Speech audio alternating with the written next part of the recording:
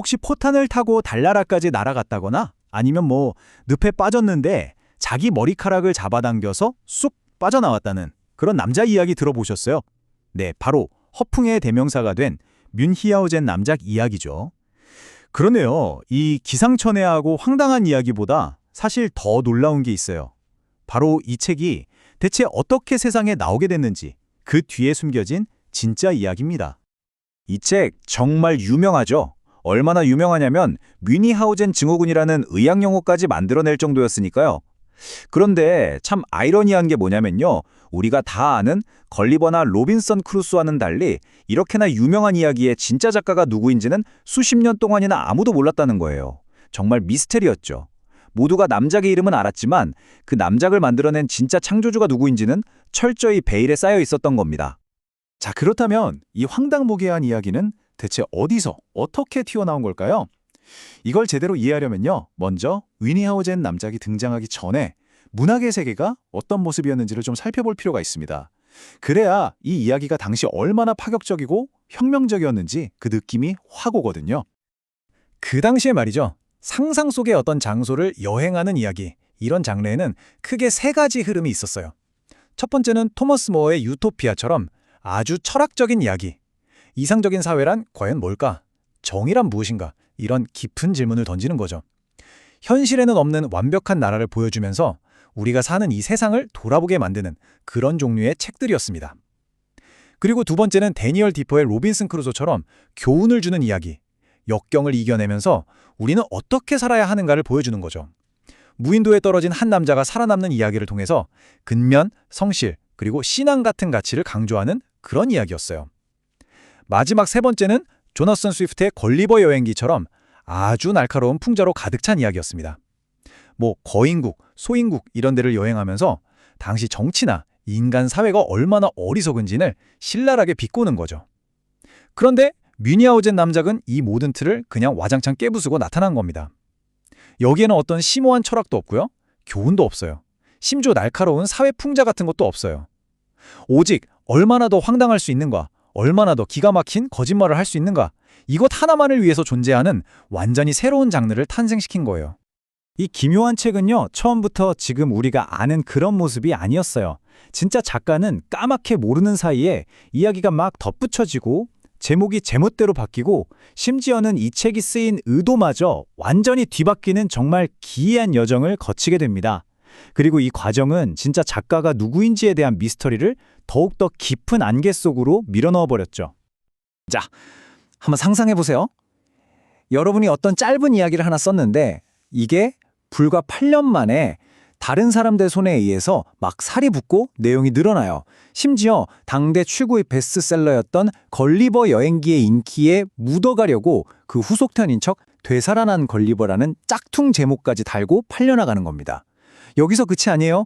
어떤 사람은 아예 다른 유명 여행가를 공격할 목적으로 전혀 상관없는 속편에 써서 이 책에다 그냥 붙여버리기까지 하죠. 그러다가 급기야는 이 허풍을 즐기는 유쾌한 이야기에 거짓말이라는 나쁜 버릇을 제대로 보여준다라는 전혀 반대되는 교훈적인 부제까지 붙어버립니다. 정말 기가 막히죠?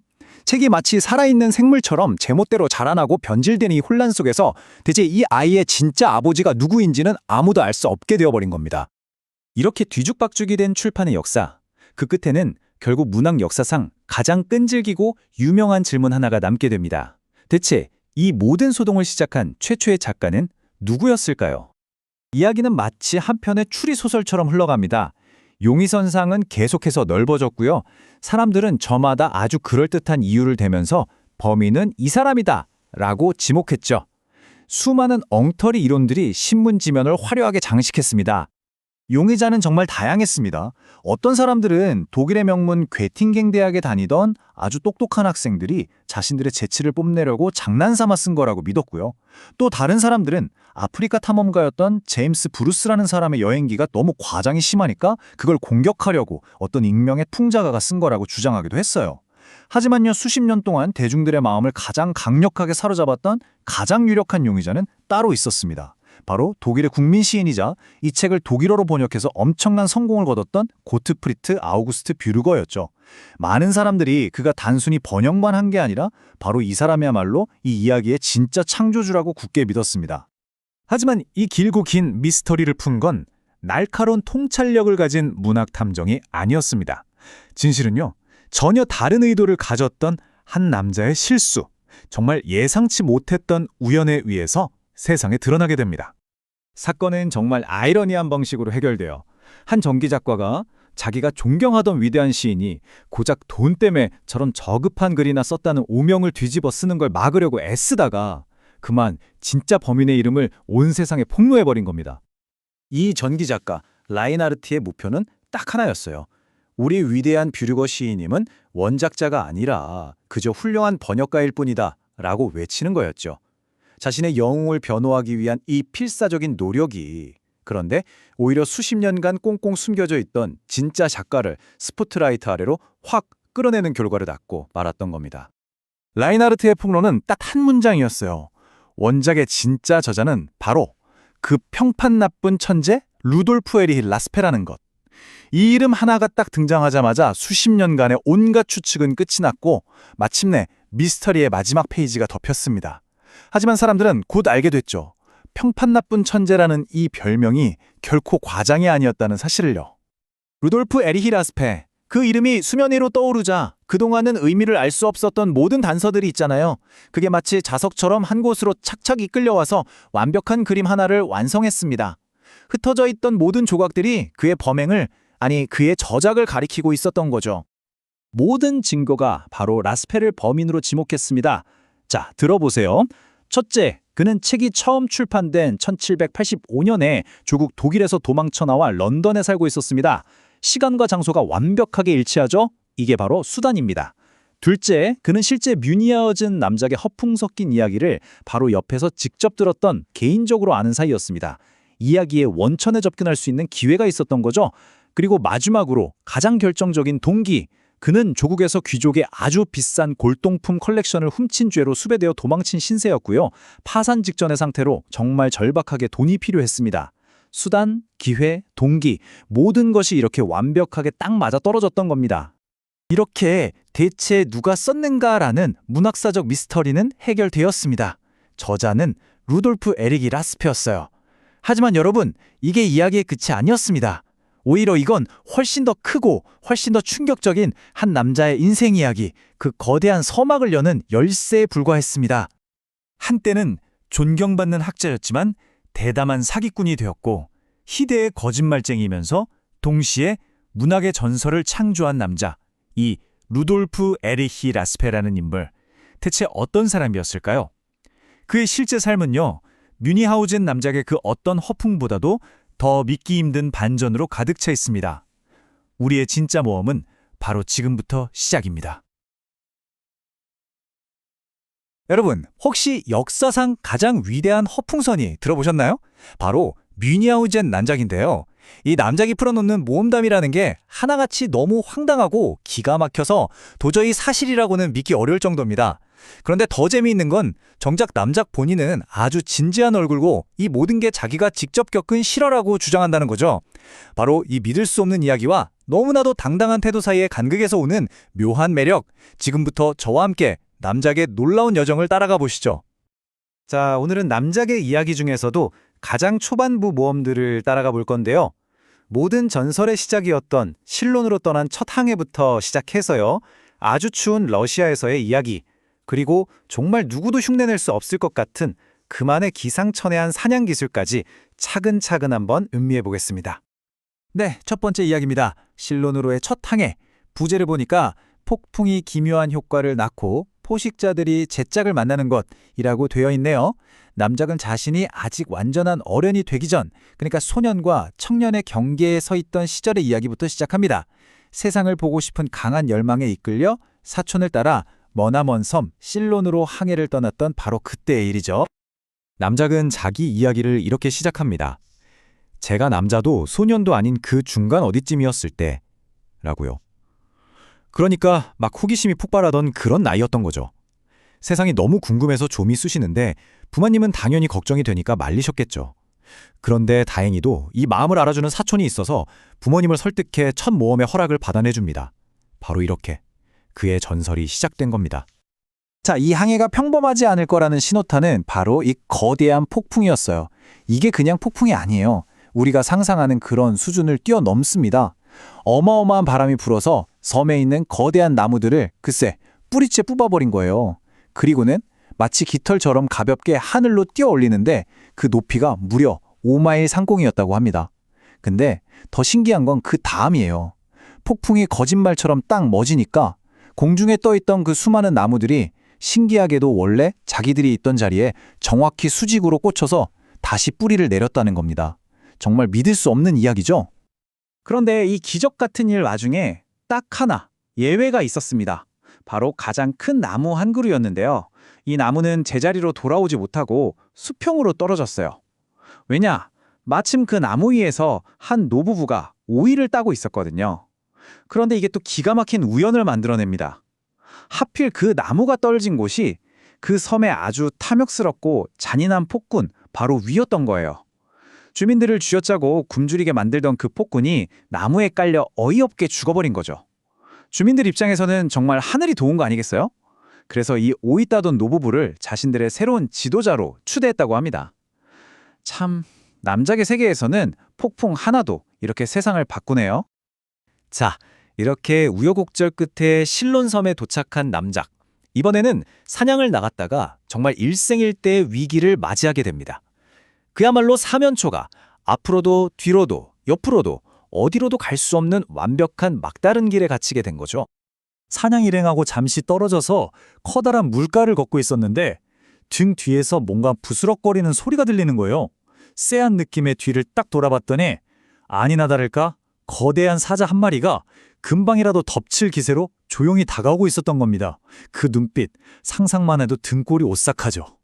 너무 놀라서 일단 사자로부터 도망쳐야겠다 싶어서 황급히 몸을 벌렸는데 맙소사, 앞에는 더 끔찍한 존재가 기다리고 있었어요.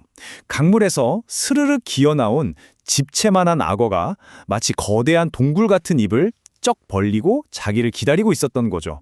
뒤에는 사자, 앞에는 악어. 정말 최악의 상황입니다. 자, 상황을 정리해 볼까요? 오른쪽엔 악어가 버티고 있는 강, 왼쪽은 독충이 우글거리는 낭떠러지, 그리고 등 뒤에는 굶주린 사자가 금방이라도 뜰 준비를 하고 있죠. 이건 뭐 도망칠 방법이 전혀 없는 거예요. 남작도 내 인생은 여기까지구나 하고 모든 걸 체념했다고 합니다. 그런데 바로 그 순간 정말 눈 깜짝할 사이에 믿을 수 없는 일이 일어납니다. 남작이 너무 놀라고 무서워서 그 자리에 그냥 풀썩 주저앉아 버렸거든요. 그랬더니 그를 덮치려던 사자가 점프를 했는데 주저앉은 남작의 머리 위를 그대로 휙 넘어간 거예요. 그리고 그 착지 지점이 하필이면 입을 쩍 벌리고 있던 악어의 목구멍 안이었던 겁니다. 마치 미사일처럼 악어 입속으로 사자가 빨려 들어간 거죠. 이 기가 막힌 상황을 보고만 있을 남작이 아니죠. 이건 정말 하늘이 준 기회다 싶어서 재빨리 정신을 차립니다. 그리고는 허리에 차고 있던 자신의 사냥용 칼, 쿠토드 샤스를 뽑아들었죠. 그리고는 악어 입에 머리가 껴서 옴짝달싹 못하는 사자의 목을 그냥 단칼에 베어버립니다. 근데 여기서 끝이 아니에요. 더 대단한 건 그 잘린 사자 머리를 이번엔 총의 개머리판으로 악어 목구멍 더 깊숙이 쾅쾅 쑤셔 박아서 거대한 악어의 숨통마저 끊어버렸다는 겁니다. 정말 순식간에 2마리의 맹수를. 대단하죠? 나중에 사람들이 와서 이 악어 크기를 재봤다고 하는데요. 자그마치 40피트. 이걸 우리한테 익숙한 미터로 바꾸면요. 무려 12미터가 넘는 길입니다. 웬만한 버스보다 긴 거죠. 이런 괴물을 상대로 그런 기지를 발휘했다니 정말 남작답습니다. 근데 이 이야기에 남작에 좀 불만인 부분이 있었나 봐요. 나중에 이 악어 가죽이 암스테르담 박물관에 전시가 됐는데 거기 해설사가 이야기를 좀 각색해서 설명하더라는 거죠. 악어가 남작한테 꼬리를 잘리자 화가 나서 칼을 빼서 삼켰는데 그 칼에 심장이 찔려 죽었다. 이런 식으로요. 남작 입장에서는 자기가 이룩한 완벽한 승리에 누가 감히 엉뚱한 살을 붙이냐 이거죠. 이런 디테일에서 남작의 성격이 보이는 것 같아서 참 재밌습니다. 자, 실론 섬에서의 아찔한 모험은 이쯤하고 이번에는 배경을 옮겨서 아주 추운 나라 러시아로 가보겠습니다. 남작이 한겨울에 혼자 러시아로 여행을 떠나는데요. 보통 겨울에 여행하면 길이 얼어서 힘들 것 같잖아요. 근데 남작은 생각이 좀 달랐어요. 워낙 길이 안 좋기로 유명한 러시아니까 차라리 꽁꽁 얼어붙으면 더 다니기 편하지 않을까? 하고 꽤나 긍정적인 마음으로 출발합니다. 러시아에 도착한 첫날 밤부터 아주 기묘한 일을 겪습니다. 하루 종일 말을 타고 와서 너무 피곤했던 남작은 사방이 눈으로 덮인 벌판에서 눈 위로 삐죽 솟아나온 작은 구루터기 같은 것에 자기 말을 묶어두고 잠이 들었어요. 그런데 아침에 일어나 보니까 세상에 주변 풍경이 완전히 바뀐 겁니다. 자기는 웬 마을교회 묘지 한가운데에 누워있고 묶어뒀던 말은 온데간데 없이 사라진 거죠. 대체 밤사이에 무슨 일이 있었던 걸까요? 한참 말을 찾고 있는데 어디선가 히히힝 하고 말 울음소리가 들리는 거예요. 근데 소리가 위에서 들려요. 고개를 들어 하늘을 쳐다본 남작은 자기 눈을 의심했습니다. 세상에 자기 말이 교회 첨탑 꼭대기에 있는 풍향기에 고삐가 걸린 채 대롱대롱 매달려 있는 게 아니겠어요? 이제 아시겠나요? 남작이 그루터기라고 생각하고 말을 묶었던 게 사실은 어마어마하게 쌓인 눈에 파묻힌 교회 첨탑의 뾰족한 끝부분이었던 겁니다. 밤새 눈이 다 녹아버리면서 이런 황당한 상황이 벌어진 거죠. 보통 사람 같으면 이런 상황에서 완전히 패닉에 빠졌을 텐데 우리 남작은 다르죠. 오래 고민하지 않고 라는 이 말이 핵심입니다. 그는 조금도 당황하지 않고 아주 간단하고 실용적인 해결책을 찾아냅니다. 허리에서 권총을 꺼내서 첨탑에 걸린 고삐를 정확하게 빵! 쏘아서 끊어버린 거죠. 말은 안전하게 땅으로 내려왔고 남작은 아무 일도 없었다는 듯이 다시 갈 길을 갔다고 합니다. 정말 대단한 침착함이죠? 러시아에서의 기상천외한 모험은 아직 끝나지 않았습니다. 이번에는 썰매를 타고 숲을 지나가고 있었는데요. 겨울이라 굶주림에 지친 아주 사나운 늑대 한 마리가 이 썰매를 쫓아오기 시작합니다. 그야말로 목숨을 건 추격전이 벌어진 거죠. 늑대가 맹렬한 기세로 쫓아와서 금방 썰매를 따라잡았어요. 남작은 이러다 잡아먹히겠다 싶어서 일단 썰매 바닥에 납작 엎드려서 죽은 척을 합니다. 그랬더니 늑대가 엎드린 남작을 휙 뛰어넘어서 썰매를 끌던 말의 엉덩이부터 개걸스럽게 먹기 시작하는 거예요. 근데 이 늑대가 얼마나 굶주렸는지 말 엉덩이부터 시작해서 몸 안으로 파고 들어가더니 결국 말 한 마리를 통째로 먹어치우고 말의 가죽 안으로 쏙 들어가 버립니다. 이제 말의 가죽 안에는 늑대가 들어있는 아주 귀괴한 상황이 된 거죠. 바로 이때 남작이 기회를 포착합니다. 채찍을 들어서 말 가죽 안에 있는 늑대를 사정없이 후려친 거죠. 깜짝 놀란 늑대는 앞으로 튀어나가면서 너덜너덜해진 말 가죽을 벗어던졌는데 그 바람에 자기가 원래 말이 있던 그 마구에 딱 맞게 끼워져 버린 겁니다. 결국 늑대가 말 대신 썰매를 끌게 된 거죠. 남작은 이 늑대가 끄는 썰매를 타고 유유히 상트페테르부르크 시내까지 들어갔고 사람들은 모두 입을 떡 벌리고 쳐다봤다고 합니다. 자, 이렇게 러시아에서 온갖 모험을 겪은 남작은 군에 정식으로 입대하기 전까지 주로 숲에서 사냥을 하면서 시간을 보냈다고 해요. 그런데 이 사냥이라는 것도 남작이 하면 평범하지가 않죠. 그만의 아주 독창적이고 어떻게 보면 말도 안 되지만 또 기가 막히게 효과적인 그런 사냥 기술들을 연마하게 됩니다. 어느 날 아침이었어요. 집 앞 연못에 오리떼가 가득한 걸 보고는 너무 신이 나서 총을 들고 막 뛰쳐나간 거예요. 근데 너무 서두른 나머지 그만 집 문설주에 얼굴을 쾅 하고 세게 부딪혔습니다. 어찌나 아팠는지 눈앞에서 불꽃이 번쩍 튀었대요. 정신을 차려보니 손에 든 총의 부싯돌마저 그 충격으로 어디론가 날아가 버리고 없었죠. 오리는 눈앞에 있는데 총을 쏠 수가 없는 상황입니다. 하지만 남작에겐 포기란 없죠. 부싯돌이 없다고 사냥을 못할 소냐? 그는 문득 아까 문설주에 부딪혔을 때 눈에서 불꽃이 튀었던 걸 기억해냅니다. 그리고는 정말 믿을 수 없는 행동을 하죠. 총을 오리떼에게 겨눈 다음 자기 눈을 주먹으로 세게 빡 때린 거예요.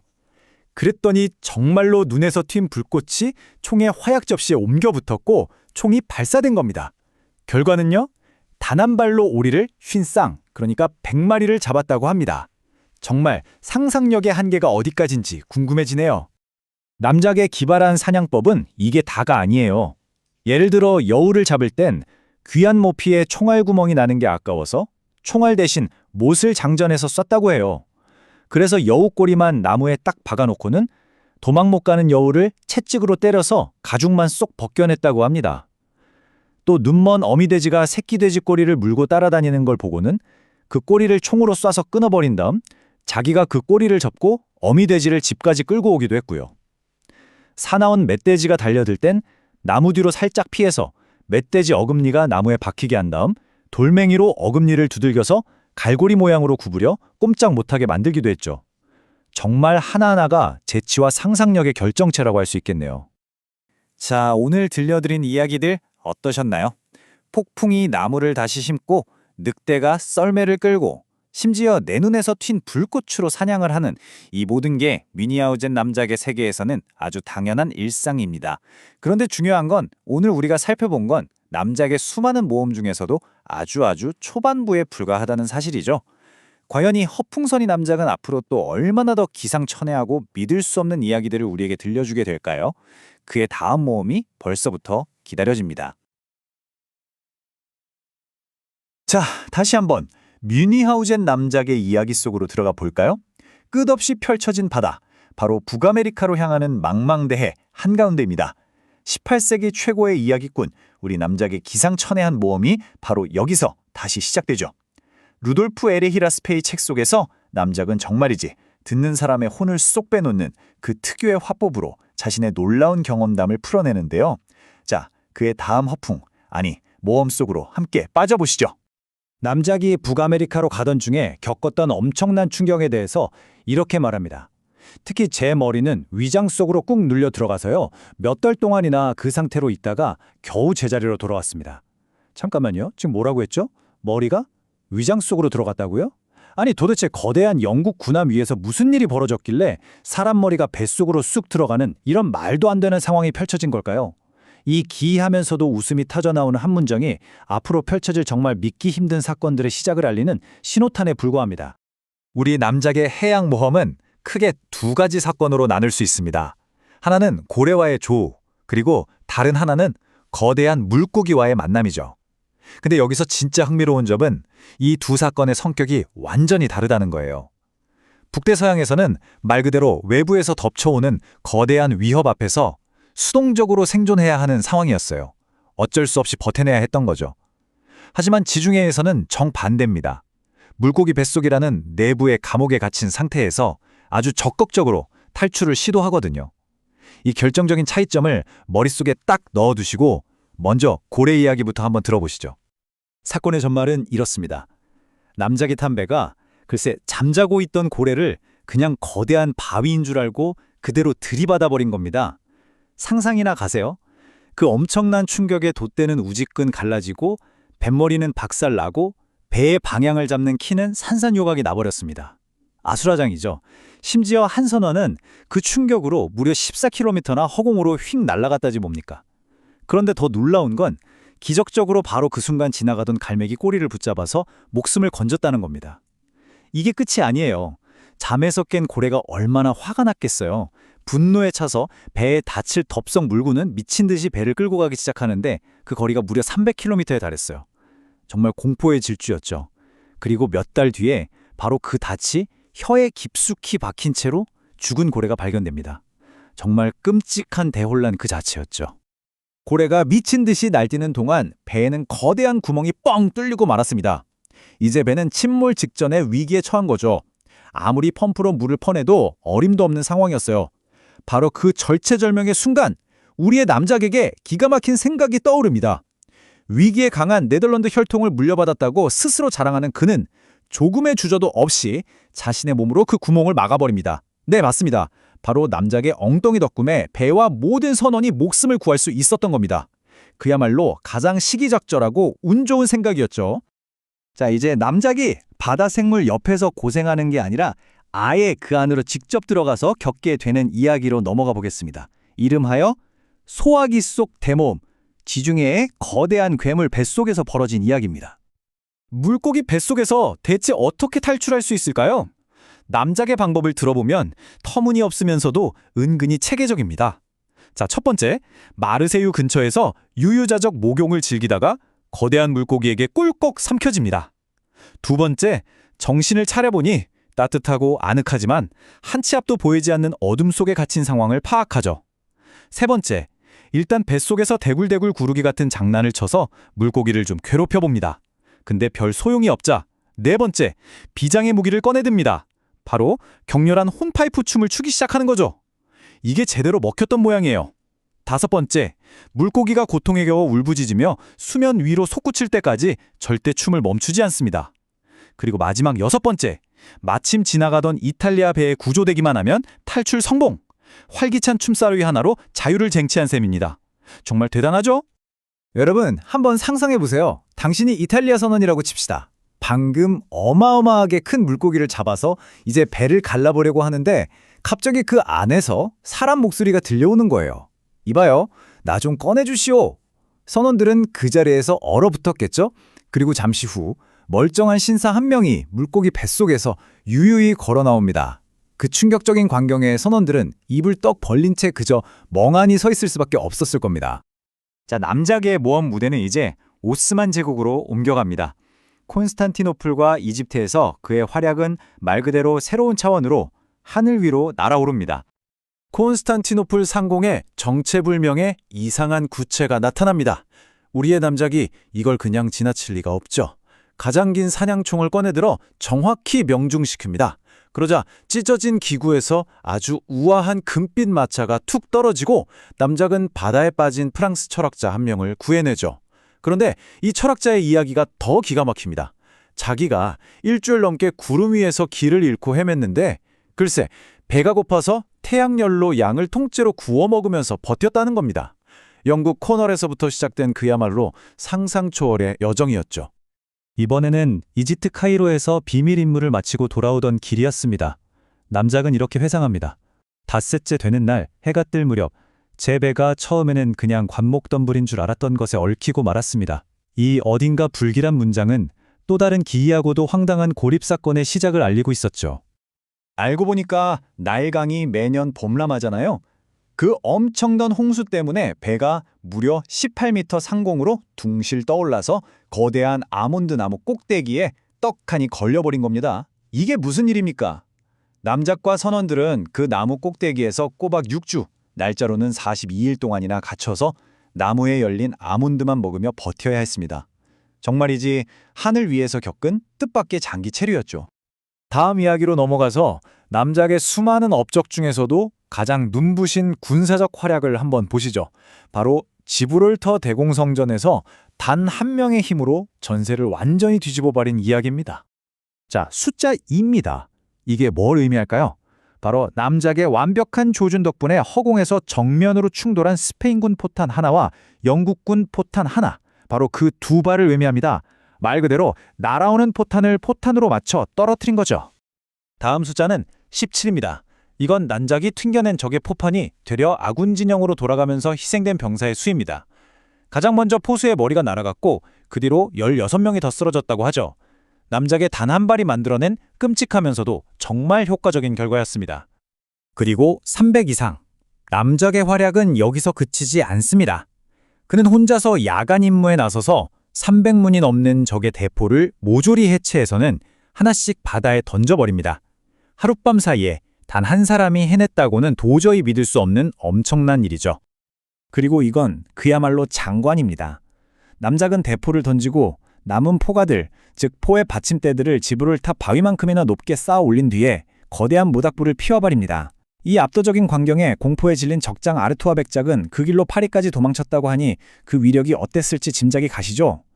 이건 단순한 파괴가 아니라 적의 사기를 완전히 꺾어버린 심리전이었던 셈입니다. 지브롤터에서 이 엄청난 대승리를 거둔 이후에 남작은 자신이 가장 아끼는 물건 중 하나의 비밀스러운 역사를 공개합니다. 그야말로 신화적인 힘을 가진 유물에 대한 이야기입니다. 사건은 이렇습니다. 2명의 영국 스파이가 적에게 붙잡혀서 막 교수형에 처해지려는 그야말로 일촉즉발의 순간, 남작이 낡은 무린매, 그러니까 돌팔매를 꺼내듭니다. 그리고 폭발하는 포탄을 그 안에 넣어서 휙 던졌죠. 놀랍게도 포탄은 포로를 잡고 있던 적들만 정확히 해치웠고 두 스파이는 머리카락 하나 다치지 않고 무사히 목숨을 건졌다고 합니다. 정말 믿을 수 없는 정확성이죠. 이 놀라운 무린매의 역사는 그야말로 전설 그 자체입니다. 들어보세요. 첫 주인은 거인 골리앗을 쓰러뜨린 다윗 왕이었고요. 그 후 우리아의 아내가 왕에게서 훔쳐 호신용으로 썼다고 합니다. 심지어 시간이 흘러 셰익스피어의 친구가 사슴을 밀렵하는 데 사용하기도 했죠. 여기서 끝이 아닙니다. 더 나아가 남작의 아버지는 이 무린매로 해마의 눈을 멀게 한 뒤에 그 해마를 타고 영국 해협을 건넜다고 합니다. 그리고 마침내 우리 뮌니하우젠 남작의 손에 들어와 지브롤터를 구한 것이죠. 성경 속 인물부터 대문호 그리고 자신의 아버지까지 시대를 아우르는 정말 엄청난 계보를 가진 무기인 셈입니다. 자, 이번 이야기의 마지막으로 가볼까요? 남작은 런던으로 돌아와서 가장 기발하고 엉뚱한 장난을 벌입니다. 그는 의학계 전체를 말 그대로 들어 올려버립니다. 정말 말 그대로요? 이 기구와 내 무린매로 나는 온갖 장난에 쳤다네. 남작은 자신의 거대한 맞춤 제작 기구의 성능을 이렇게 자랑합니다. 집을 통째로 옮기는 건 뭐 기본이고요. 윈저성과 세인트 폴 대성당을 하룻밤 동안 한자리에 모아두는 것쯤은 식은 죽 먹기였다고 말이죠. 국가적인 상징물도 그에게는 장난감에 불과했던 것 같습니다. 남작의 장난은 여기서 정점을 찍습니다. 왕립의사협회 회원들이 한창 연회를 열고 있을 때 건물 전체를 통째로 하늘로 띄워버린 겁니다. 그리고는 무려 3개월 동안이나 공중에 둥둥 매달아 두죠. 자, 여기서 아주 현실적인 질문이 생깁니다. 하늘에 갇혀버린 의사들은 과연 무엇을 먹고 살았을까요? 정답은 놀랍게도 바로 그들이 먹고 있던 연회 음식이었습니다. 남작의 말에 따르면 그날 그들이 차린 연회 음식은 그 2배의 시간, 그러니까 6개월 동안 먹고도 남을 만큼 풍족했다고 하죠. 결국 의사들의 엄청난 식탐과 허영이 역설적으로 그들을 3개월간의 공중감금에서 살아남게 한 생존의 열쇠였던 셈입니다. 정말 기가 막힌 반전 아닌가요? 육지, 바다, 그리고 하늘까지 그야말로 모든 영역을 정복한 뮌니하우젠 남작. 그의 상상력은 과연 다음엔 우리를 어디로 데려가게 될까요? 남작의 모험은 아직 끝나지 않았습니다. 그 상상 초월의 다음 이야기는 잠시 후에 계속됩니다. 자, 세상에서 가장 황당무계한 이야기, 하지만 이걸 말하는 당사자만큼은 전부 진짜라고 굳게 믿고 있는 한 남자의 모험, 바로 뮌하우젠 남작의 이야기 속으로 다시 한번 떠나볼 시간입니다. 남작 본인의 주장에 따르면요, 지금부터 저희가 나눌 모든 이야기는 단 하나의 거짓도 없는 순도 100%의 진실이라는 점 잊지 마세요. 보통 우리 같으면 내 말 못 믿어? 하면서 막 따지고 들잖아요, 그쵸? 근데 뮌하우젠 남작은 클래스가 다릅니다. 이 책 서문에 아주 재밌는 구절이 나와요. 남작은 절대 논쟁 같은 걸 하지 않는데요. 대신에 뭘 하느냐? 그냥 대화 주제를 슬쩍 돌려서 이야기를 하나 툭 던지는 거죠. 근데 그 이야기가 보통 이야기가 아니에요. 듣는 사람이 내 상상력이 이 정도밖에 안 됐구나 하고 스스로 부끄러워질 만큼 어마어마한 스케일의 이야기로 그냥 찍어 눌러버리는 겁니다. 정말 대단하죠? 자, 그런데 어느 날 남작의 귀에 아주 끔찍한 소문이 들려옵니다. 바로 자신의 이 위대한 모험담이 전부 거짓말이라는 거죠. 아니, 이걸 듣고 가만히 있을 남작이 아니죠. 보통 사람이면 에이, 뭘 그런 걸 신경 써 하고 말았을지도 모르지만 우리 남작은 달랐습니다. 이건 그냥 넘어갈 문제가 아니다. 나의 진실성을 온 세상에 공식적으로 아주 똑똑히 증명해야겠다. 이런 사명감에 불타오르게 된 겁니다. 그래서 그가 뭘 했는지 아세요? 정말 기가 막힙니다. 나는 나의 진실성을 증명하기 위해 이 위대한 도시의 시장 관저에서 3실링을 지불하고 라고 선언을 해요. 여러분, 3실링이면 당시엔 꽤 큰 돈이었거든요. 그냥 말로만 내 말은 진실이야 하는 게 아니라 자기 돈을 직접 써가면서까지 공식적인 진술서를 제출한 겁니다. 와, 이 정도 되면 진짜 이 사람 진심인가 싶지 않으세요? 오히려 의심하는 쪽이 이상해 보일 지경이에요. 그러니까요. 지금부터 우리가 들을 이야기들은 그냥 웃자고 하는 농담 같은 게 아니라는 겁니다. 남작의 주장에 따르면 이건 뭐다? 바로 법적인 효력까지 갖춘 선서 증언이라는 거죠. 그것도 아주 명백하고 단순한 사실이라는 겁니다. 그리고 더 대단한 건 남작이 혼자서 이렇게 주장하는 게 아니라는 거예요. 자신의 말을 증명해줄 정말 상상도 못할 어벤져스급 증인들을 대거 소원합니다. 과연 누굴까요? 자, 그 증인들 바로 걸리버, 신바드, 그리고 알라딘입니다. 아니, 이게 말이 되나요? 남작은 심지어 이 사람들이 직접 서명까지 했다는 공식 진술서를 턱하니 내밉니다. 그러니까 허구의 인물들을 불러와서 자기 이야기의 진실성을 증명하겠다는 거잖아요. 이쯤 되면 정말 혀를 내두를 지경이죠. 이런 대담함, 이런 스케일, 이게 바로 뮌하우젠 남작의 진짜 매력 아니겠습니까? 자, 그럼 이제 본격적으로 남작의 모험 속으로 떠나보겠습니다. 첫 번째 주제는 경이로운 자연법칙입니다. 네, 말 그대로 물리학, 생물학, 논리 같은 것들이 전부 남작의 방식대로 작동하는 그런 세상으로 들어가 볼 겁니다. 여러분, 혹시 노래가 너무 추워서 얼어붙는다는 얘기 들어보셨어요? 말도 안 된다고요? 남작에겐 현실입니다. 살을 내는 듯한 추위가 몰아치는 러시아의 어느 겨울날이었어요. 남작 일행이 마차를 타고 가는데 마부가 도착을 알리려고 뿔나파를 입에 댔죠. 당연히 뿌웅 하는 소리가 나야 하는데 어라, 아무 소리도 안 나는 거예요. 정말 이상하죠? 마치 나팔이 입까지 꽁꽁 얼어버린 것 같았어요. 그 이유는요, 따뜻한 여관에 들어와서야 밝혀졌습니다. 마부가 벽난로 근처에 꽁꽁한 뿔나파를 걸어뒀거든요. 그런데 잠시 후요, 정말 신기한 일이 벌어집니다. 아무도 불지 않는데 뿔나팔에서 갑자기 때랭 때랭 땡땡 하는 소리가 흘러나오는 거예요. 이게 어떻게 된 일이냐면 아까 그 혹한 속에서 마부가 불었던 멜로디가 소리가 되어 나오지 못하고 그대로 나팔 안에서 얼어붙어 있었던 거죠. 그 얼어붙었던 곡조들이 이제 따뜻한 불기운에 스르르 녹으면서 저절로 연주가 되기 시작한 겁니다. 뭐 프러시아 왕 행진곡부터 시작해서 당시에 유행하던 노래들이 차례차례 흘러나와서 여관에 있던 모든 사람들을 아주 즐겁게 해줬다고 하네요. 자, 다음 이야기로 넘어가기 전에 이걸 먼저 보시죠. 바로 쇠살문이라는 겁니다. 중세시대 성이나 마을 입구에 있던 위에서 아래로 쿵 하고 떨어지는 거대한 철문이죠. 왜 이걸 보여드리냐면요. 바로 이 쇠살문 때문에 남작의 에마가 정말 끔찍하면서도 기상천외한 일을 겪게 되거든요. 일하기는 이렇습니다. 남작이 적을 맹렬하게 쫓아서 성문을 휙 통과하는데 바로 그 순간 쇠살문이 쿵 하고 떨어지면서 말의 몸통 뒷부분을 아주 깔끔하게 잘라버립니다. 근데 더 황당한 건 남작은 이걸 전혀 눈치채지 못했다는 거예요. 그러다가 시장에 있는 분수대에서 말이 물을 마시는데 이상하게 아무리 마셔도 계속 목말라 하는 거예요. 그래서 뒤를 딱 돌아봤더니 세상에 마신 물이 잘려나간 뒤쪽으로 줄줄 새고 있었던 거죠. 깜짝 놀란 남작이 재빨리 말의 나머지 반쪽을 찾아와서 아주 실력 좋은 천자공에게 봉합을 맡겼는데요. 이 편자공이 또 보통이 아닙니다. 어린 월계수 가지로 상처를 꿰매버렸어요. 근데 더 놀라운 건 뭔지 아세요? 그 월계수 가지가 말 몸에 뿌리를 내리고 자라서 나중에는 남작이 전투 중에 쉴 수 있는 아주 멋진 나무 그늘까지 만들어줬다는 거 아닙니까? 정말 대단하죠? 자, 이번엔 무대를 바다로 옮겨보겠습니다. 동인도로 가는 배를 탔는데 사방을 둘러봐도 끝없는 수평선뿐인 망망대의 한가운데였어요. 그런데 바로 그때 남작의 충직한 사냥개 트레이가 갑자기 한 곳을 향해 딱 멈춰서서 사냥감을 발견했다는 신호를 보내는 겁니다. 이걸 본 선원들이 전부 비웃었죠. 아니, 이 바다 한가운데에 무슨 사냥감이 있다고 저러나 하면서요. 하지만 남작은 자기 개를 믿었습니다. 내 개가 틀릴 리 없다 면서 무려 100개니라는 거금을 걸었어요. 그리고 정말 남작의 믿음대로 잠시 후에 거대한 상어 한 마리가 나타났습니다. 선원들이 힘을 합쳐 상어를 잡아 배 위로 끌어올렸죠. 그리고 모두가 지켜보는 가운데 상어의 배를 갈랐는데 그 순간 모두가 자기 눈을 의심했습니다. 뱃속에서 살아있는 자곳의 여러 마리가 푸드덕거리면서 날아오르는 게 아니겠어요? 심지어 한 마리는 알을 품고 있었고 그 알에서 막 깨어난 병아리는 배에 있던 고양이가 엄마처럼 돌봐줬다고 합니다.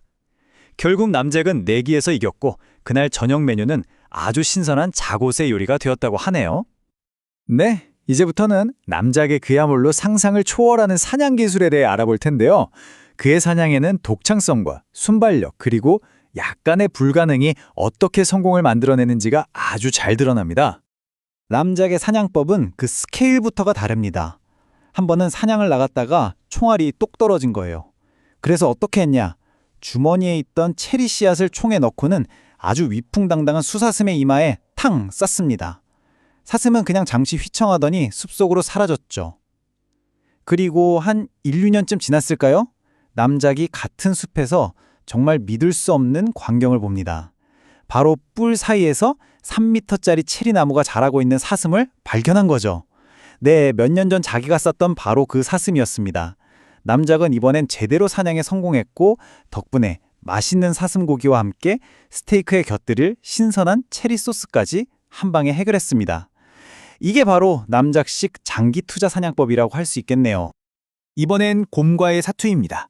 또 탄약이 없는 절체절명의 위기 상황. 하지만 남작은 당황하지 않죠. 주머니를 뒤져보니 다행히 부싯돌 2개가 있었어요. 그는 곰이 으르렁거리며 입을 쩍 벌리는 순간을 놓치지 않고 첫 번째 부싯돌을 목구멍 깊숙이 휙 던져넣습니다. 곰이 캑 하면서 고통스러워 몸을 돌리자 그 틈에 두 번째 부싯돌을 곰의 엉덩이에 정확히 던져 넣었죠. 그러자 어떤 일이 일어났을까요? 곰의 뱃속에서 두 부싯돌이 쨍 하고 부딪히면서 불꽃이 튀었고 이 불꽃이 곰의 몸 안에 가득 차 있던 가스에 옮겨 붙으면서 곰은 그대로 뻥 하고 폭발해버렸습니다. 정말 위기 상황에서 즉석으로 내연기관 폭탄을 만들어낸 거나 다름없죠. 자, 이번엔 늑대입니다. 굶주린 늑대가 덤벼드는 순간 남작은 본능적으로 주먹을 뻗어서 늑대의 입속으로 쑥 질러 넣었어요. 그러다 보니 팔이 어깨까지 푹 박혀버렸죠. 정말 난처한 상황이잖아요. 하지만 여기서 남작은 오히려 팔을 더 깊숙이 밀어 넣습니다. 그리고 늑대의 뱃속을 더듬어서 꼬리를 딱 잡아요. 그리고는 어떻게 했을까요? 그대로 힘껏 잡아당겨서 늑대를 장갑 뒤집듯이 홀라당 뒤집어 버렸습니다. 늑대는 그 자리에서 즉사했고요. 정말 어떤 사냥교본에서도 찾아볼 수 없는 해결책이죠. 자, 이건 정말 최고의 난제입니다. 여러분이 실론 섬에서 사냥을 하고 있다고 상상해 보세요. 그런데 등 뒤에서는 굶주린 사자가 으르렁거리며 쫓아오고 눈앞에는 거대한 악어가 입을 쩍 벌리고 기다리고 있습니다. 진퇴양난, 그야말로 최악의 상황이죠. 과연 남작은 이 위기를 어떻게 헤쳐나갔을까요? 남작의 해결책은요, 놀랍게도 아무것도 하지 않는 것이었습니다. 사자가 막 덮치려는 순간 너무 겁에 질린 나머지 그냥 바닥에 풀썩 엎드려 버린 거예요. 그랬더니 사자가 남작을 뛰어넘으려다가 그대로 앞에 있던 악어의 입속으로 다이빙을 해버렸습니다. 사자 머리가 악어 목구멍에 꽉 끼어서 둘 다 꼼짝 못하게 된 거죠. 그제야 남작은 유유 일어나서 칼로 사자 목을 베고 총 개머리판으로 사자 머리를 악어 목 속으로 더 꾹꾹 밀어 넣어서 악어까지 숨통을 끊어버렸습니다. 그냥 타이밍 좋게 엎드린 것만으로 두 맹수를 한꺼번에 처리한 거죠. 물론 남작이 혼자서만 이렇게 대단했던 건 아닙니다. 그의 곁에는 자신만큼이나 비범하고 전설적인 동물 동반자들이 있었죠. 이번에는 그 친구들의 이야기를 한번 들어보겠습니다. 남작의 러시아 여행은 시작부터 범상치 않았습니다. 온 세상이 눈으로 뒤덮인 어느 날 밤, 남작은 말을 작은 나무 그루터기 같은 곳에 묶어두고 눈 위에서 잠이 들었어요. 그리고 다음날 아침에 눈을 떴는데 뭔가 이상합니다. 자기는 마을 한가운데 누워있고 말은 감쪽같이 사라진 거예요. 어리둥절해서 말을 찾는데 어디선가 하늘에서 말 울음소리가 들려요. 고개를 들어보니 세상에 말이 교회 첨탑 꼭대기 풍향계에 고삐가 걸린 채로 대롱대롱 매달려 있는 게 아니겠어요? 알고 보니 밤사이에 눈이 다 녹아버렸고 자기가 말을 묶었던 그 구루터기가 사실은 교회 첨탑의 꼭대기였던 거죠. 남작은 아주 침착하게 권총을 꺼내서 고삐를 탕 쏴서 끊어줬고 말은 무사히 그의 곁으로 내려왔다고 합니다. 바로 이 말이 리투아니아의 한 백작에게 선물 받은 아주 특별한 명마였습니다. 어찌나 사나운지 아무도 감당을 못했는데 오직 남작만이 이 말을 길들일 수 있었죠. 남작은 이 말을 이렇게 표현합니다. 동시에 양이자 부케팔로스였다. 부케팔로스는 알렉산더 대왕의 전설적인 에마 이름이잖아요. 그러니까 양처럼 온순하면서도 부케팔로스처럼 용맹하고 강력한 그야말로 완벽한 말이었다는 거죠. 이 말의 능력은 정말 대단했습니다. 한 번은 남작이 귀부인들 앞에서 솜씨를 뽐내고 싶어서 열린 창문을 통해서 말을 타고 다과실 안으로 뛰어들었어요. 그리고 거기서 끝난 게 아닙니다. 사람들이 차를 마시고 있는 바로 그 찻상 위로 말을 올라가게 했어요. 근데 정말 놀라운 건요. 그 거대한 말이 찻잔 하나, 접시 하나 깨트리지 않고 아주 우아하고 앙증맞게 테이블 위에서 훈련받은 동작들을 선보였다는 겁니다. 정말 믿기지 않죠? 자, 이제 남작 이야기의 하이라이트라고 할 수 있겠습니다. 바로 위기와 상상 초월의 탈출인데요. 불가능해 보이는 위기 상황에 닥쳤을 때 남작이 얼마나 더 불가능한 해결책으로 응수하는지 그의 첫 번째 달 여행기부터 한번 살펴보시죠. 남작의 첫 번째 달 여행은요. 정말 황당하게 시작됩니다. 실수로 아끼는 은도끼를 달까지 던져버린 거예요. 이걸 되찾으려고 터키콩을 심었더니 이게 순식간에 자라서 달까지 닿았습니다. 콩줄기를 타고 올라가서 도끼는 찾았는데 아뿔싸 그새 햇볕에 콩줄기가 말라 비틀어져서 내려올 방법이 없어진 겁니다. 그래서 어떻게 했냐고요? 달에 글러다리는 짚을 꼬아서 밧줄을 만들었어요. 근데 이 밧줄이 지구까지 닿기에 너무 짧았던 거죠. 여기서 남작의 천재적인 아이디어가 나옵니다. 밧줄을 타고 내려오다가 윗부분을 도끼로 잘라서 그걸 아랫부분에 묶어서 길이를 연장하는 거예요. 이 작업을 계속 반복하다가 결국 밧줄이 끊어져서 지구로 추락했지만 땅에 아주 깊은 구덩이를 파고 처박힌 덕분에 목숨은 건졌고요. 그 구덩이에서는 아주 길게 자란 손톱으로 땅을 파서 기어나왔다고 합니다. 정말 할 말이 없네요. 자, 만약에 말이죠. 허리케인이 여러분이 탄 배를 통째로 하늘로 1000리그, 그러니까 약 4800km나 날려버린다면 어떻게 될까요? 네, 바로 이런 일이 남작에게 일어났고 덕분에 그는 두 번째로 그리고 훨씬 더 오랫동안 달에 머물게 됩니다. 남작이 두 번째로 방문한 달은 정말 신세계였습니다. 일단 사람들 키부터라 달라요. 평균 신장이 36비트, 거의 11m에 달했고요. 말을 타는 대신 머리가 셋 달린 거대한 독수리를 타고 다녔습니다. 식사 문화는 더 기이한데요. 한 달에 딱 한 번만 식사를 하고 입이 아니라 왼쪽 옆구리에 난 구멍으로 음식을 먹는데요. 심지어 무기도 총이나 칼이 아니라 무나 아스파라거스 순을 던져서 싸웠다고 하니 정말 모든 게 다른 세상이었죠. 지브롤터 공성전에서 남작은 그야말로 포병의 신이 됩니다. 그가 쏜 대포알 한 발이 공중에서 날아오고 있던 적의 대포알과 정면으로 꽝 하고 충돌한 거예요. 그 결과는 정말 연쇄적인데요. 적의 대포알은 튕겨나가서 스페인 군함 한 척을 침몰시키고 17명을 죽였고요. 남작에 쏜 대포알은 살짝 방향이 틀어져서 적의 대포를 박살낸 뒤에 저 멀리 아프리카 해안까지 날아가서 어느 할머니의 이빨을 부러뜨리고서야 멈췄다고 합니다. 이게 단 한 발로 벌어진 일입니다. 근데 여기서 끝이 아닙니다. 남작의 주머니에는 비장의 무기가 하나 더 있었는데요. 바로 다윗이 골리앗을 쓰러뜨릴 때 썼다는 그 전설의 물인매였습니다. 마침 영국 스파이 2명이 적에게 붙잡혀서 처형당할 위기에 처하자 남작은 이 물인매를 꺼내 들었습니다. 그리고 폭탄을 돌팔매에 끼워서 적진 한가운데로 아주 정확하게 날려보냈죠. 폭탄이 터지면서 생긴 혼란을 틈타 스파이들은 무사히 탈출할 수 있었다고 합니다. 자, 지금까지 들어보신 이야기들 정말 대단하지 않나요? 그런데 이게 남작의 모험 중 고작 일부에 불과하다면 그는 도대체 또 어떤 일들을 겪고 어떤 업적을 이루었을까요? 이 상상조차 하기 힘든 이야기의 끝은 과연 어디일지. 저희는 다음 시간 이 시리즈의 마지막 편에서 그 나머지 이야기들을 함께 따라가 보도록 하겠습니다. 우리가 지금껏 들어왔던 뮌하우젠 남작의 기상천외한 모험들, 사실 그건 시작에 불과했습니다. 이번에 들려드릴 이야기들은요, 그야말로 허풍의 정점을 찍는다고 할 수 있죠. 역사상 가장 황당무계한 여행기이자 전쟁담. 이 책은 이제 거대한 거짓말, 즉 허풍, 그 자체의 기준점이 되어버렸습니다. 자, 그럼 이제부터 남작의 수많은 모험 중에서도 가장 대담하고 스케일이 정말 어마어마한 이야기들 속으로 한번 들어가 보겠습니다. 우리가 이전에 상상했던 것들은 아주 가뿐하게 뛰어넘는 그야말로 불가능을 넘어선 남작의 활약상들이 지금부터 펼쳐집니다. 이야기의 시작은 이렇습니다. 남작이 오랜 친구인 엘리엇 장군을 만나려고 지브롤터 대공선전이 한창인 요새를 방문해요. 도착해보니 사방이 포연으로 자욱하고 난리도 아니죠. 이걸 본 남작의 피가 막 들끓기 시작합니다. 아시잖아요, 우리 남작이 어떤 사람입니까? 그냥 팔짱 끼고 구경만 할 사람이 절대 아니죠. 그리고 이 인용문, 두 포탄은 서로 부딪혔고 그 효과는 실로 경이로웠습니다. 이게 바로 곧이어 벌어질 정말 믿을 수 없는 사건의 시작을 알리는 신호탄 같은 한마디입니다. 자, 여기서 펼쳐지는 포격전은요, 정말 이제 세상의 모든 물리학 법칙을 비웃는 듯한 그런 장면입니다. 남작이 자기 특제 망원경으로 적진을 쫙 훑어보는데, 마침 적군이 36파운드짜리 대포에 불을 딱 붙이려는 그 찰나를 포착한 겁니다. 그러자마자 즉시 명령하죠. 훨씬 더 강력한 48파운드 포를 가져와라. 그리고는 바람, 거리, 심지어 지구의 자전까지 계산한 것처럼 완벽하게 조준을 합니다. 그리고 타이밍이 기가 막혀요.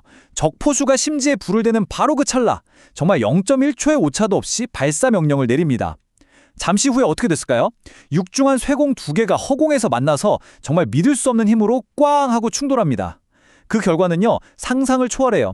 적의 36파운드 포탄은 마치 당구공처럼 정통으로 튕겨나가서 자기를 쏜 포수들을 포함해 17명을 즉사시키고요. 거기서 끝이 아니에요. 기세가 죽지 않고 바다를 건너 저 멀리 바르바리 해안까지 날아갑니다. 그리고 거기서 마침 하품을 쩍 하던 노파의 목구멍에 정확히 박혀버리죠. 그럼 남작이 쏜 48파운드 포탄은요? 이건 충격에 충격 같은 건 전혀 받지 않은 듯 원래 궤도를 그대로 유지하면서 날아가서 적의 대포를 산산조각 냅니다. 그걸로도 모자라 그 포가 실려있던 군함의 화약고를 그대로 관통해서 배하고 그 안에 있던 1000명의 선원들을 순식간에 바닷속으로 보내버립니다. 정말 대단하죠? 하지만 이 정도 공적에 만족할 우리 남작이 아니죠. 그는 훨씬 더 대담한 계획을 세웁니다. 그건 바로 하룻밤 사이에 적의 군사력 전체를 완전히 무력화시키겠다는 거였어요. 그것도 다른 누구의 도움도 없이 단 혼자서 말입니다. 이건 뭐 거의 신화에나 나올 법한 이야기입니다. 헤라클레스가 와서 봐도 울고 갈 위협이죠. 남작은 프랑스인 사제로 변장을 하고는 아주 태연하게 적진에 스며들어요. 거기서 다음날 아침에 총공격이 있을 거라는 비밀 계획을 엿듣습니다. 그는 모든 적군, 심지어 눈을 부릅뜨고 서 있던 보초들마저 깊은 잠에 빠질 때까지 숨을 죽이고 기다렸다가 드디어 행동을 개시합니다. 300문이 넘는 거대한 대포들을 마치 장난감 블록 해체하듯이 조용히 분해해서 무려 14km나 떨어진 깊은 바닷속으로 하나씩 다 던져버려요. 그리고 남은 포가들은 양손에 하나씩 무슨 가벼운 여행 가방 들듯이 들고 진영 중앙으로 옮겨서 지브롤터 바위만큼이나 거대한 산을 쌓아 올립니다. 그 꼭대기에는 남은 탄약 수레들을 몽땅 던져 올린 다음에 부싯돌을 탁 쳐서 불을 붙이죠. 밤하늘을 대낮처럼 밝히는 거대한 불기둥을 본 적 지휘관들은 이게 신의 분노가 내린 거라고 생각하고는 혼비백산에서 파리까지 도망쳤다고 하네요. 다음 날 아침 남작은 간밤에 그 엄청난 소동은 까맣게 잊은 듯이 엘리엇 장군과 아주 우아하게 아침 식사를 즐기고 있었습니다. 바로 그때 새로운 위기가 휘파람 소리를 내면서 하늘에서 뚝 떨어져요. 적이 쏜 박격포탄 한 발이 하필이면 그들의 식탁 바로 위로 떨어진 겁니다. 이 정말 절체절명의 순간에 남작은 품속에서 자신의 가장 소중한 보물을 꺼내듭니다. 그게 뭐냐면 바로 다윗의 돌팔매입니다. 이건 그냥 평범한 무기가 아니에요. 성경에서 소년 다윗이 거인 골리앗을 쓰러뜨릴 때 사용했던 바로 그 전설적인 유물인데 이게 남작의 가문에 대대로 전해져 내려온 거라고 합니다. 그리고 이 신성한 유물을 가지고 그는 곧 처형당할 위기에 처한 2명의 영국 스파이를 구출하게 됩니다. 와, 정말 손에 땀을 주게 하는 구출 작전이에요. 남작은 아직 터지지 않은 채 슉슉거리는 박격포탄을 맨손으로 아주 태연하게 집어들어요. 그리고는 그 역사적인 다윗의 돌팔매에 그 묵직한 포탄을 얻는 거죠. 그는 적진에 세워진 교수대를 향해서 돌팔매를 힘껏 돌립니다. 포탄은 완벽한 포물선에 그리면서 날아가서 처형 집행인들 머리 위에서 정확하게 쾅 하고 폭발합니다. 그 폭발로 집행인들은 흔적도 없이 사라지고 교수대는 산산조각이 나죠. 덕분에 2 스파이는 목숨을 건질 수 있었습니다. 한번 보세요. 무차별적인 파괴를 위해 만들어진 끔찍한 무기가 전설적인 유물의 힘을 빌려서 생명을 구하는 기적의 도구로 변모하면 정말 놀라운 순간 아닙니까? 그런데 말이죠. 정말 흥미로운 지점은 바로 여기부터입니다. 이렇게 허무맹랑하고 말도 안 돼 보이는 남작의 이야기 속에 당시 실제로 살았던 인물이나 실제 사건들이 너무나도 자연스럽게 등장한다는 거예요. 지금부터는 이 거대한 환상이 어떻게 현실과 교묘하게 뒤섞이는지 한번 자세히 살펴보겠습니다. 그 대표적인 예가 바로 이겁니다. 남작의 북극 탐험으로 아주 유명했던 실존 인물이죠. 핍스 선장, 그러니까 멀그레이브 경과 함께 북극으로 항해를 떠났다는 이야기입니다. 이 이야기는 남작의 지략과 잔혹함이 동시에 돋보이는 일화라고 할 수 있어요. 장난치는 곰 2마리를 쏘려던 남작이 그만 얼음에 미끄러져서 정신을 잃습니다. 눈을 떠보니 거대한 곰 1마리가 그를 자기 먹이로 삼으려고 질질 끌고 가고 있는 거예요. 그는 재빨리 허리춤에 있던 칼로 곰을 해치우고 그 가죽을 싹 벗겨서 뒤집었습니다. 완벽한 곰으로 위장한 거죠. 잠시 후에 총소리를 듣고 수천 마리의 곰떼가 몰려들지만 그를 동족으로 착각하고는 아무런 경계도 하지 않아요. 남작은 이 절호의 기회를 놓치지 않습니다. 자신의 해부학적 지식을 총동원해서 곰들의 급소인 척추를 하나씩 정확하게 찔러서 소리 없이 암살하기 시작해요. 그렇게 단 혼자서 수천 마리의 곰을 처리하고 핍스 선장의 배는 곰과 죽과 해무로 가득 차게 되었다고 합니다. 이렇게 끔찍하면서도 황당한 이야기 속에 핍스 선장이라는 실제 역사적 인물이 등장한다는 점이 아주 묘한 현실감을 불어넣어주죠. 자, 환상과 18세기 현실이 뒤섞인 또 다른 사례를 볼까요? 바로 당시 유럽 사회 전체를 들뜨게 했던 최신 과학기술, 열기구 비행에 대한 이야기입니다. 어느 날 남작이 콘스탄티노플 상공을 보는데 정체불명의 거대한 구체가 둥둥 떠 있는 걸 발견합니다. 남작은 그걸 보고 대수롭지 않게 새 잡는 총을 들어서 한 방에 쏴서 떨어뜨려요. 그런데 놀랍게도 그 잔해 속에 사람이 있었던 겁니다.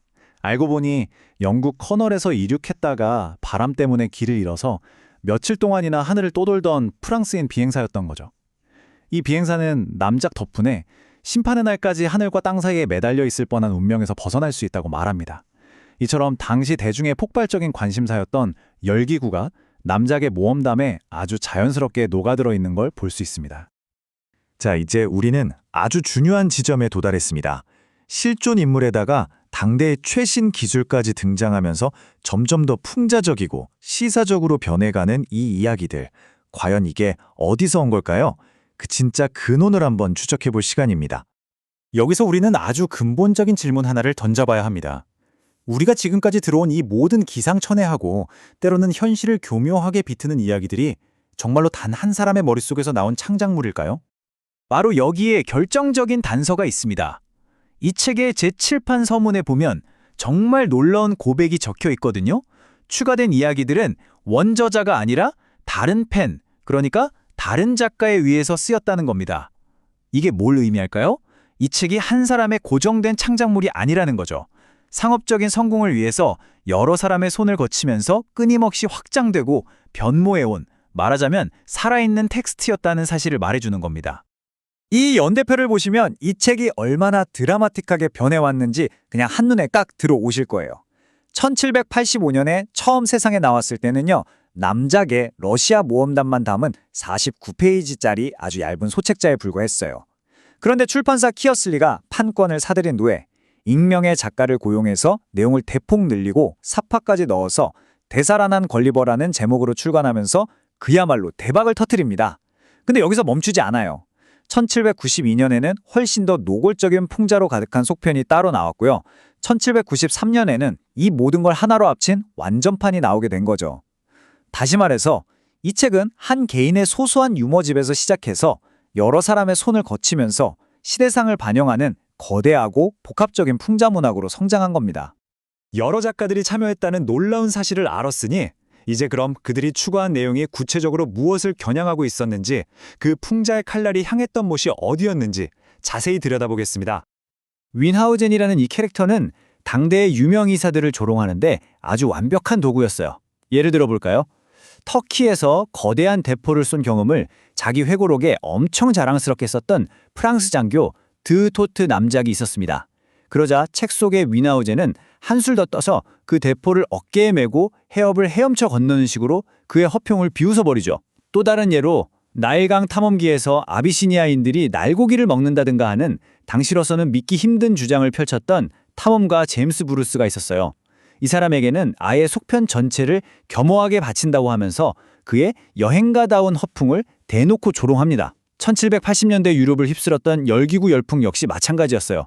윈하우젠이 그냥 심심풀이로 기구를 쏴떨어뜨리는 모습을 통해서 가볍게 풍자하는 거죠. 결국 윈하우젠의 거짓말은 당대의 진짜 거짓말쟁이들을 겨냥하는 아주 예리한 풍자의 창이 된 겁니다. 그런데 이 추가된 내용들이 단순히 몇몇 인물을 조롱하는 데서 그치지 않았어요. 지브롤터 공성전, 쿡 선장의 항해, 프랑스 혁명, 그리고 당시 영국 정치 상황에 이르기까지 그야말로 18세기 후반의 주요 뉴스 헤드라인을 전부 다 모아놨다고 보시면 됩니다. 이러면서 이 책은 단순한 모험담을 넘어서서 당대 정치, 사회, 문화를 아주 신랄하게 비평하는 시사평론집이 된 거죠. 마치 오늘날의 심야 정치 코미디 쇼가 유명인의 가면을 쓰고 그날의 뉴스를 비평하는 것처럼요. 뮌하우젠은 당대 독자들에게 통쾌한 웃음과 공감을 선사하는 그야말로 전형적인 영국식 풍자의 결정체였던 셈입니다. 이렇게 여러 사람의 손을 거쳐서 기묘하게 진화해온 책이 어떻게 시대를 초월하는 불멸의 고전이 될 수 있었을까요? 그 위대한 유산을 마지막으로 한번 살펴보겠습니다. 이 책의 성공은 그야말로 경이적이었습니다. 사실 책에 담겼던 수많은 시사풍자의 유효기간은 진작에 끝났잖아요. 그런데도 이야기 자체가 가진 힘은 사라지지 않았습니다. 영국, 독일, 미국에서만 100가지가 넘는 판본이 출판되었다는 이 사실 하나만 봐도 이 이야기가 세대를 거듭하면서 얼마나 꾸준히 사랑받았는지를 명백히 알 수 있죠. 뮌하우젠의 모험은 영국 해협을 아주 가뿐하게 넘어서 전 세계로 퍼져나갔습니다. 독일어, 프랑스어, 러시아어, 스페인어 등 정말 수많은 언어로 번역돼서 각기 다른 문화권의 독자들에게 큰 우심을 선사했고요. 세계적인 고전으로 확고하게 자리매김했습니다. 우리가 지금 떠올리는 뮌하우젠 남작의 이미지가 이렇게 생생하게 살아 숨쉬게 된 데에는 사화가들의 공이 정말 절대적이었습니다. 여러 세대의 예술가들이 남작의 터무니없는 거짓말에 시각적인 형태를 부여했죠.